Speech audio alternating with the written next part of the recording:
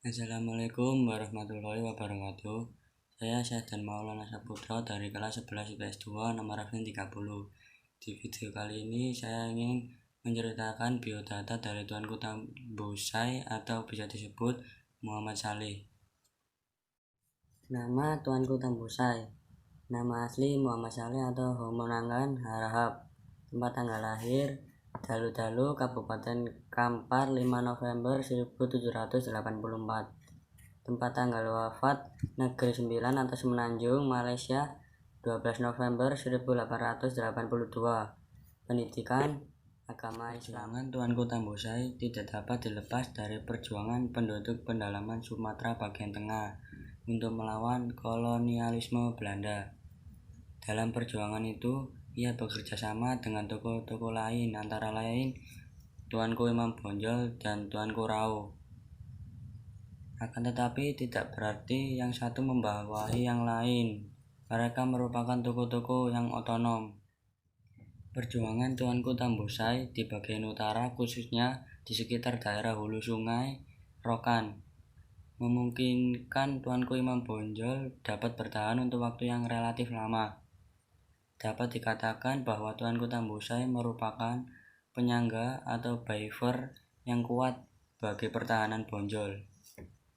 Pada waktu Bonjol untuk pertama kalinya diduduki Belanda pada September 1832.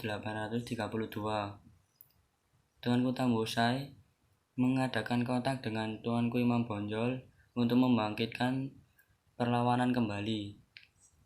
Penulis Belanda mengakui bahwa dalam serangan yang dilancarkan pada Januari 1833 yang menyebabkan terusirnya pasukan Belanda dari Bonjol, peranan Tuanku Tambusai cukup besar. Dalam perjuangan melawan kekuasaan Belanda, Tuanku Tambusai berhasil mengambungkan 3 etnis, yakni Mandailing, Melayu, dan Minangkabau.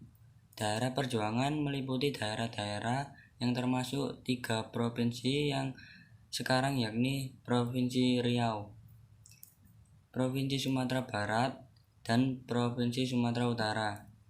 Namun pusat perjuangan dan pertahanan terletak di Dalu-Dalu yang sekarang termasuk Provinsi Riau. Perjuangan Tuanku Tambusai antara lain dilandasi oleh penentang terhadap kolonialisme untuk jangka waktu sampai akhir tahun 1838. Ia berhasil mencegah meluasnya kekuasaan Belanda ke pedalaman Riau. Dengan demikian, ia telah menghalangi usaha Belanda untuk mengalirkan komoditi daerah pedalaman ke pesisir barat Sumatera yang sudah dikuasai Belanda, dan mengeksploitasi daerah ini dengan penanaman wajib kultur stelsel.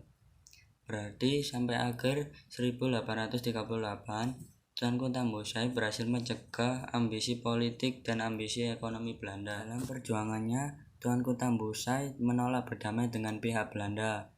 Prinsip itu tetap dipertahankannya walaupun posisinya sudah sangat kritis. Ia tidak hanya merupakan perpanjangan dari perlawanan Padri, tetapi juga salah seorang tokoh utama perlawanan itu.